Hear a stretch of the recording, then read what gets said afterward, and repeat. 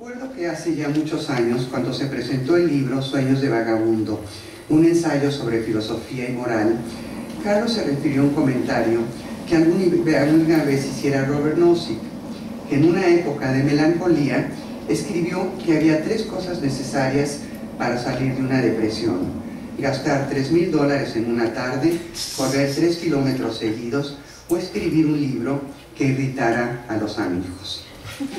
En otra ocasión, comentando la película de Woody Allen, Todos dicen que te amo, hablamos del final en el que los personajes, representantes de una familia rica neoyorquina, después de pasar por un sinnúmero de conflictos, acaban celebrando el fin de año en el Hotel Ritz de París. Si me encuentro un día deprimido a Pereda y me pregunta cómo salir de la depresión, mi consejo es que no le haga de todo caso a Nozick, del todo.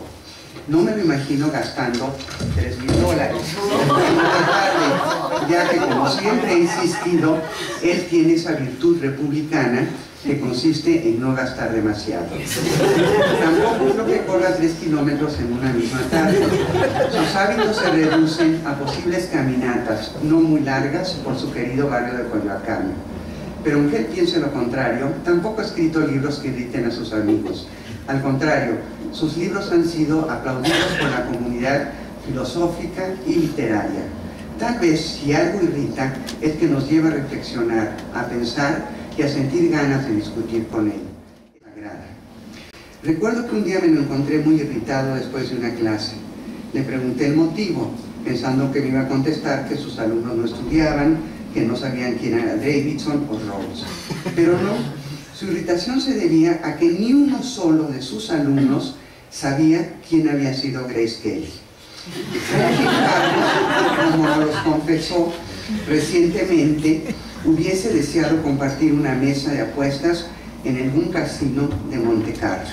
Esto nos lo dijo hace poco con los colombianos, que le hubiera encantado estar en Monte Carlo y que apareciera de repente Grace Kelly. En otra ocasión escuchamos una conferencia en la que el ponente hacía una crítica devastadora a los estadounidenses, porque todos, subrayo, todos comían muchísimo, mientras que en los países subdesarrollados morían de hambre.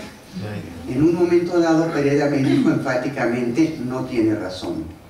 Al preguntarle por qué opinaba esto, creyendo que me lo estaba una opinión un tanto ideológica, me contestó que estaba absolutamente seguro que la dieta de Julia Roberts consistía en comer solamente una zanahoria y un yogur diario.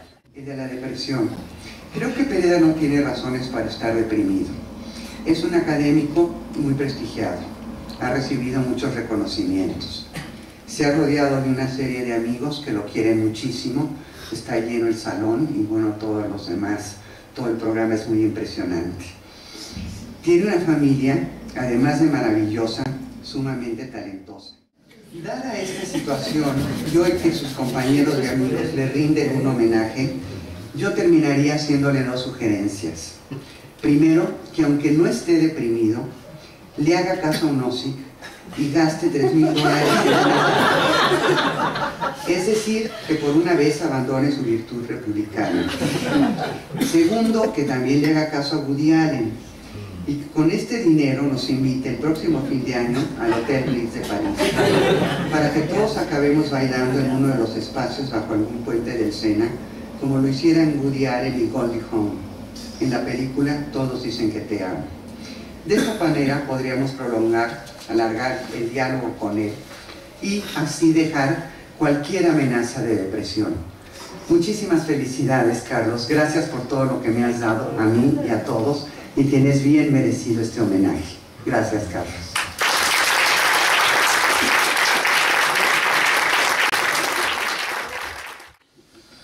En 2 hojas de papel bond escritas pulcramente con una máquina de escribir mecánica, probablemente de los años 60, aparecen las siguientes instrucciones para ser Carlos Pereda. 1. Elija como lugar de nacimiento una pequeña población del Uruguay. Pase allí su infancia bajo un inmenso cielo azul. 2. Estudie filosofía y ciencias de la educación en Montevideo y luego aborde un transatlántico que lo lleve a la Alemania occidental. Doctórese en la Universidad de Constanza con una tesis sobre la argumentación práctica en Kant.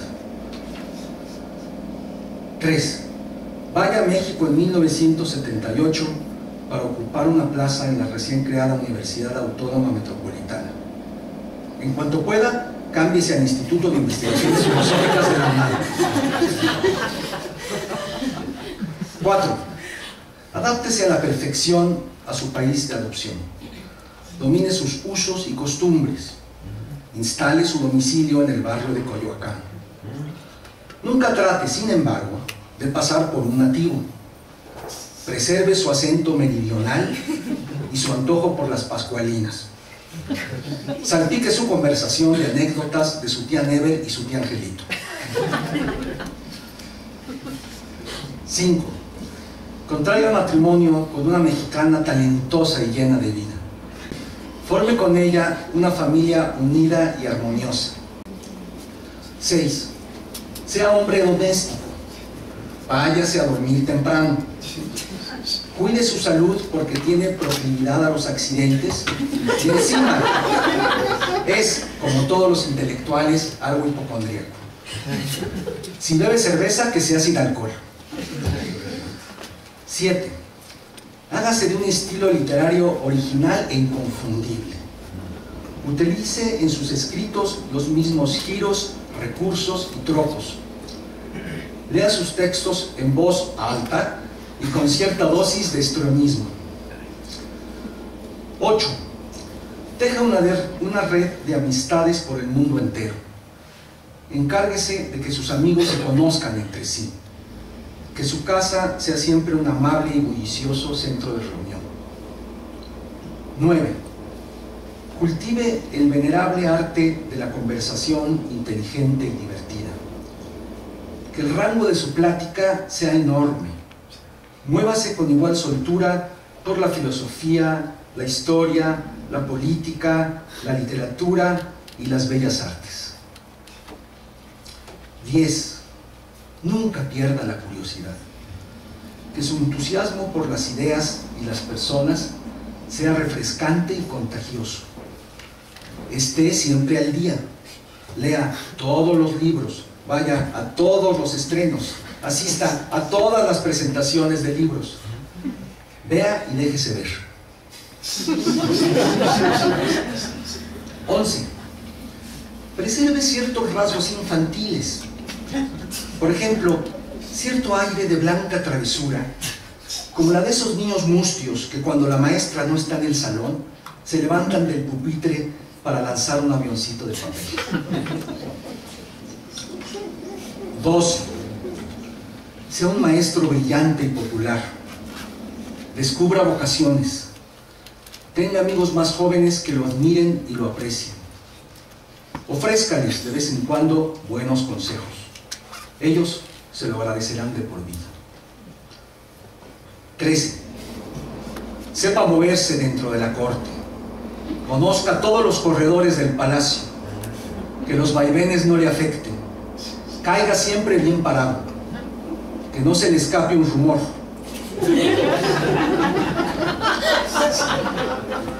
Sea generoso con la información y a veces exagere un poquito para darle una pizca de sal a los asuntos. 14. Sea un filósofo tenaz y original. Teja una teoría de la razón humana en la que el rol de la argumentación tenga un papel central. Escriba varios libros sólidos y amenos sobre estos temas. 15. Eluda los vértigos de la razón. Defienda la virtud, la prudencia y el equilibrio en todas las cosas humanas. Crea en el diálogo racional como la herramienta fundamental de la filosofía. 16. Denuncie el fervor sucursalero y el afán de novedades padecidos por la mayoría de sus colegas. Que su obra sea un ejemplo de cómo hacer filosofía en lengua española y desde América Latina. 17. Escriba un brillante discurso filosófico sobre la confianza que sirva de lección en esa congojada nación en donde la verdad casi siempre es sospechosa y la sospecha casi siempre es verdadera. 18. Si antes del temible año de 2012 le proponen hacerle un homenaje en su instituto, acepte de inmediato y sin reservas. Todos los colegas que participen en dicho evento le guardan respeto y le tienen cariño. Hasta aquí llega el documento. Esta mañana, cuando abrí el cajón en donde guardaba el original, descubrí que había desaparecido. ¿Acaso el genio que lo redactó quiso vengarse de mí? Estoy confundido. ¿Lo habré soñado? ¿Y si fuese yo ese genio malhadado? Gracias.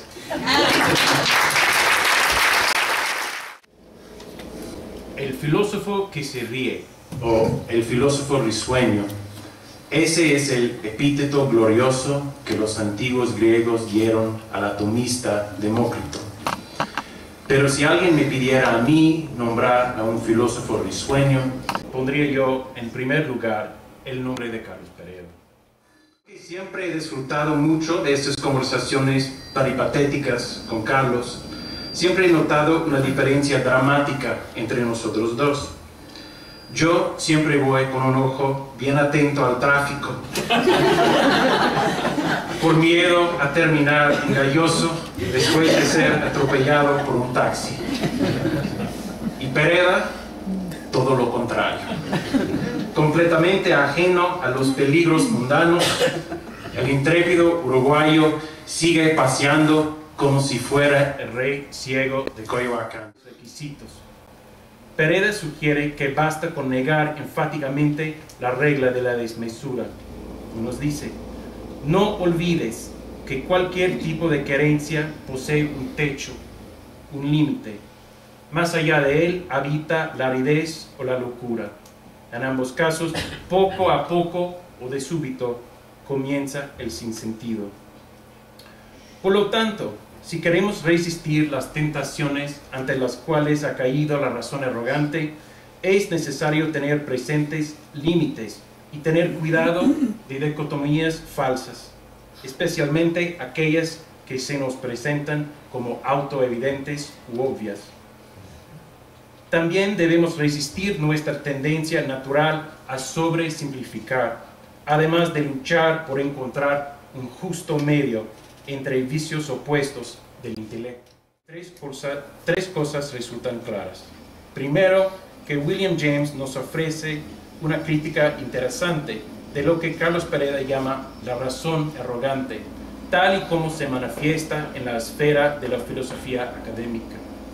Segundo, que James sostiene que el creer en la pureza de la razón filosófica es un síntoma de su arrogancia y de su ceguera total. Y tercero, que James mantiene que la razón arrogante es una razón que no se conoce a sí misma y por ello no conoce tampoco a la risa. Al igual que Pereda, William James está definitivamente del lado de los filósofos que se ríen. Esto me lleva a una observación final. Pascal, otro filósofo opuesto a la razón arrogante, en el fragmento 331 de Los Pensamientos nos dice: no nos imaginamos a Platón y a Aristóteles más que con grandes togas de pedantes. Eran gentes honradas y como los demás reían con sus amigos. Así es como siempre pienso en Carlos Pereda, no vestido con gran toga de pedante o haciendo declaraciones ex cátedra, sino riendo y discutiendo con sus amigos. Como todos los aquí presentes, estoy muy orgulloso de ser parte de ese grupo de amigos. Un gran grupo que además de ser afortunado y dinámico, es también siempre creciente. Gracias, Carlos.